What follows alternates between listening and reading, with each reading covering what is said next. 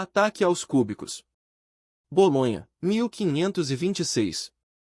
A luz do inverno derramava-se pelas janelas estreitas, projetando padrões geométricos pela sala esparsa. Gráficos de símbolos matemáticos adornavam as paredes como mortalhas fúnebres. No centro, em uma cama simples, jazia Scipione Del Ferro. Sua pele tinha a palidez do pergaminho, esticada sobre braços que pareciam mais giz do que carne.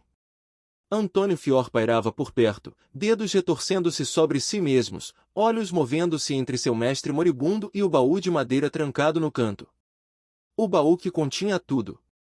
A chave. A voz de Del Ferro emergiu como poeira, mal perturbando o ar. Seus olhos permaneceram fixos em algum cálculo invisível. Guarde-a, use-a. Sabiamente. Ela prova domínio. Sua mão esquelética gesticulou em direção ao baú, movimento preciso apesar de sua fraqueza. Dentro estava a solução completa para a equação cúbica deprimida, a joia matemática que ele havia mantido escondida por anos. Fior assentiu ansiosamente, aproximando-se. Sim, mestre. Eu o farei orgulhoso. Desafiarei os melhores. Eles conhecerão o nome Del Ferro. Mas Del Ferro não deu sinal de ter ouvido. Seu olhar havia se desviado para além dos limites da sala, talvez vendo equações se desdobrando no infinito. Um último suspiro superficial escapou dele, e então nada mais. A maior mente matemática de Bolonha havia calculado sua soma final. Fior permaneceu imóvel, a sala subitamente mais fria. Ele havia herdado poder, mas não compreensão. A chave era sua, mas sua verdadeira fechadura permanecia misteriosa. Naquela noite, em uma câmara oculta iluminada por velas tremulantes, 6 figuras encapuzadas se reuniram ao redor de uma mesa repleta de mapas dos estados italianos e diagramas matemáticos. Del Ferro está morto. A voz do orador era suave, mas urgente. A influência de Borgia diminui. Mas a equação está por aí.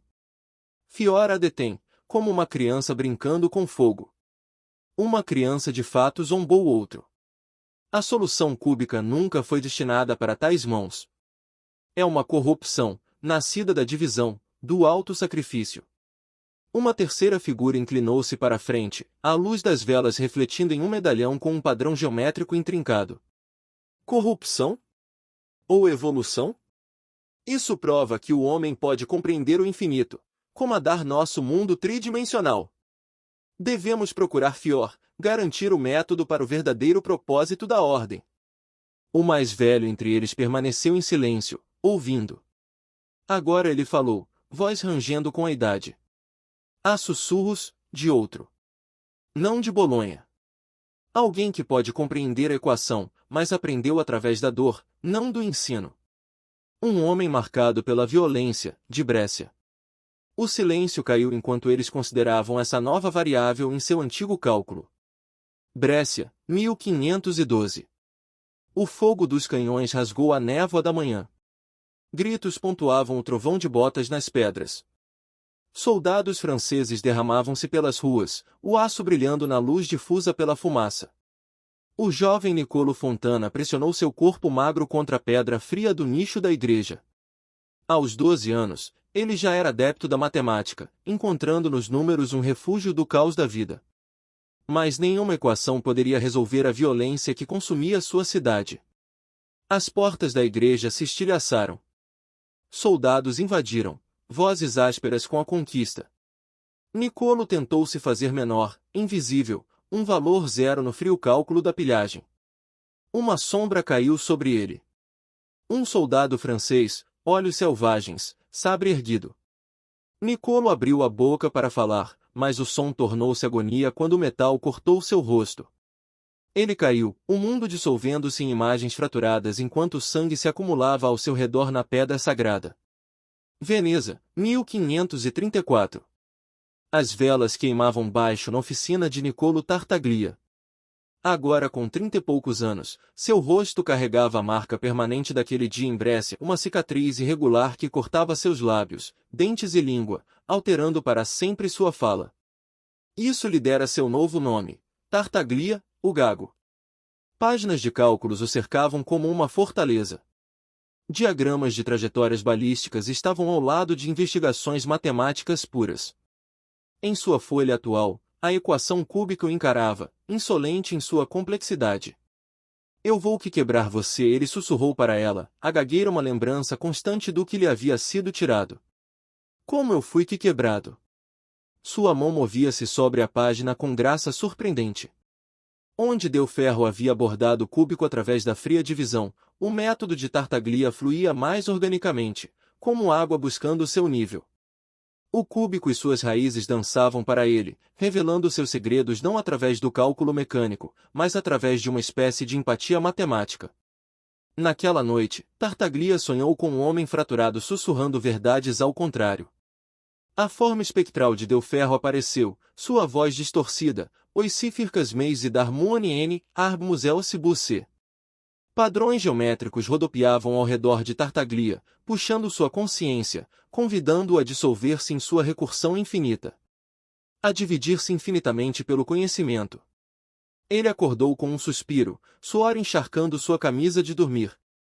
Não, ele murmurou, tocando sua cicatriz. Não, não desse jeito. Deve haver outro caminho. Na manhã seguinte, ele trancou suas anotações sobre a solução cúbica em um compartimento escondido. O que ele havia descoberto através da dor, não entregaria facilmente. A praça fervilhava com a energia da fofoca e do comércio. Comerciantes regateavam, amantes sussurravam, crianças corriam entre as barracas. Mas todos silenciaram quando o arauto levantou sua trombeta. Ouçam todos!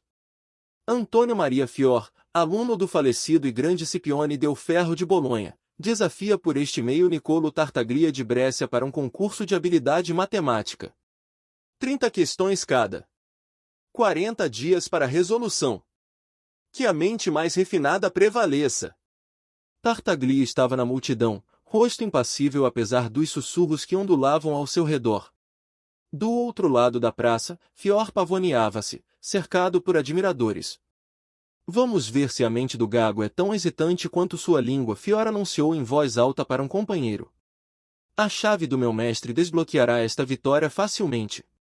Os olhos de Tartaglia se estreitaram, mas ele permaneceu em silêncio, apenas acenando sua aceitação do desafio. Por dentro, um fogo se acendeu não apenas pela vitória, mas pela vindicação. Os dias se confundiram com as noites. A oficina de Tartaglia transformou-se em um campo de batalha do intelecto. Papéis cobriam todas as superfícies, dedos manchados de tinta moviam-se de problema para problema. Os 30 desafios que Fior lhe impôs centravam-se em uma coisa, equações cúbicas. Uma tentativa transparente de exibir o método de Del Ferro. Enquanto isso, a confiança inicial de Fior vacilou ao confrontar os diversos desafios de Tartaglia, problemas de geometria, aritmética e álgebra que exigiam genuína versatilidade matemática, não uma única fórmula. Em 12 de fevereiro, um dia antes do prazo, Tartaglia olhou para seus cálculos finais. A solução lhe viera em um momento de clareza, não como um processo mecânico, mas como um insight que parecia surgir da própria ferida. Como se sua fala quebrada de alguma forma lhe tivesse concedido acesso aos ritmos mais profundos da matemática. No dia seguinte, as trocas foram feitas. Tartaglia entregou suas soluções com dignidade silenciosa.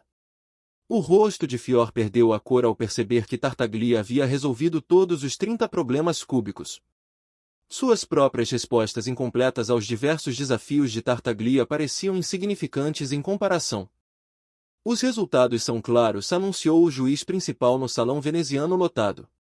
Mestre Fior não conseguiu resolver nenhum dos problemas de Mestre Tartaglia. Mestre Tartaglia respondeu corretamente todas as 30 questões propostas por Mestre Fior. A vitória vai decisivamente para Niccolo Tartaglia. O salão irrompeu em vivas exclamações. Estudiosos batiam nas costas de Tartaglia, estudantes o olhavam com nova reverência.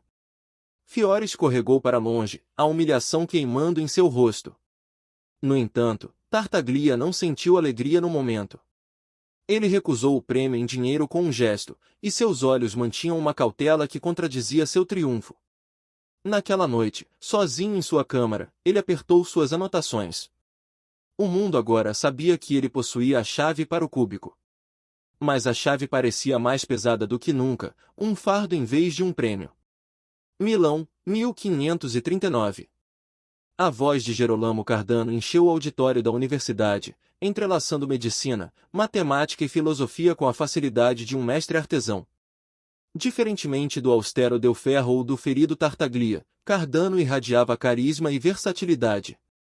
Filho de Fázio Cardano, um amigo de Leonardo da Vinci, ele circulava pelos círculos intelectuais com autoridade natural. Após sua palestra sobre a relação entre humores corporais e proporções geométricas, um colega o abordou. Doutor Cardano, notícias de Veneza. A vitória de Tartaglia foi absoluta. Dizem que ele detém a solução completa para o cúbico. Cardano fez uma pausa, pensativo. Algo no ar matemático parecia mudar. Ele lembrou-se das visitas de infância à oficina de seu pai, onde Fázio e Leonardo falavam em tons baixos de uma ordo numeri, de princípios harmônicos que governavam o universo. Uma solução mantida em segredo, como a de Del Ferro. Cardano refletiu. Isso gera apenas conflito. Conhecimento como este pertence ao mundo, trazido à luz. Talvez eu possa mediar.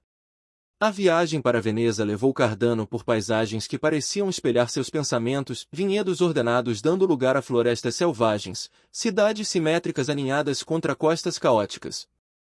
Matemática e natureza, ordem e acaso, perpetuamente entrelaçados.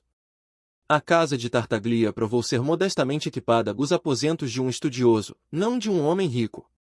Cardano abordou o encontro com humildade cuidadosamente calculada. Mestre Tartaglia, ele curvou-se ligeiramente, seu gênio ilumina a Itália. Tal descoberta deveria ser celebrada, estudada, não escondida. Os olhos de Tartaglia mostravam cautela, sua boca cicatrizada tensa. Meu método é meu. Conquistado através da dor. E deve permanecer seu aos olhos da história. Cardano assegurou-lhe. Permita-me ajudar. Com minhas conexões, podemos garantir que seu nome esteja para sempre ligado a esta conquista monumental. Podemos restaurar a unidade matemática. Horas se passaram enquanto eles conversavam. Cardano foi paciente, persistente, tecendo uma visão de colaboração e reconhecimento que lentamente penetrou nas defesas de Tartaglia. Você não roubaria? Como outros poderiam? Tartaglia finalmente perguntou, a vulnerabilidade momentaneamente superando a cautela. Cardano colocou uma mão sobre o coração, dedos roçando uma Bíblia escondida que carregava. Juro pela minha alma imortal, mestre Tartaglia. Nunca publicarei seu método sem sua expressa permissão. Seu segredo está seguro comigo. Tartaglia hesitou, então pegou o papel. Sua caneta moveu-se deliberadamente, capturando seu método em forma de verso, uma apólice de seguro codificada contra a traição. Ao entregá-lo a Cardano, seus olhos se encontraram em uma troca carregada de cálculos não ditos. As estações mudaram. A fama de Tartaglia pelo concurso desvaneceu-se em memória respeitosa enquanto a estrela de Cardano acendia.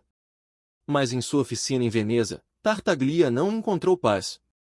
A equação cúbica o assombrava.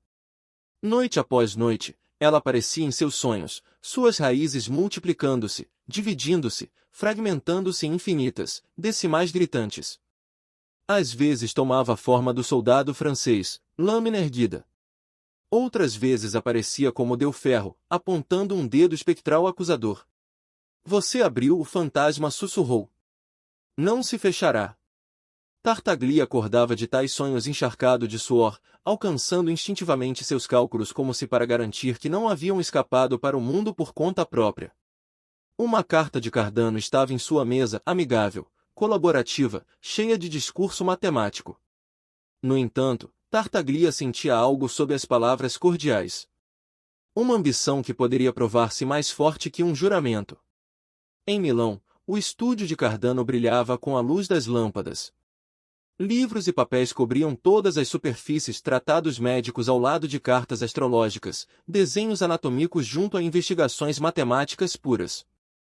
No centro desta tempestade intelectual, Cardano debruçava-se sobre o método de Tartaglia, comparando-o com papéis que havia adquirido da família de Del Ferro.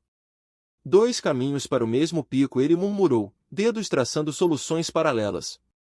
O cálculo frio de Del Ferro, a intuição ferida de Tartaglia, mas a verdade subjacente, deve ser unificada.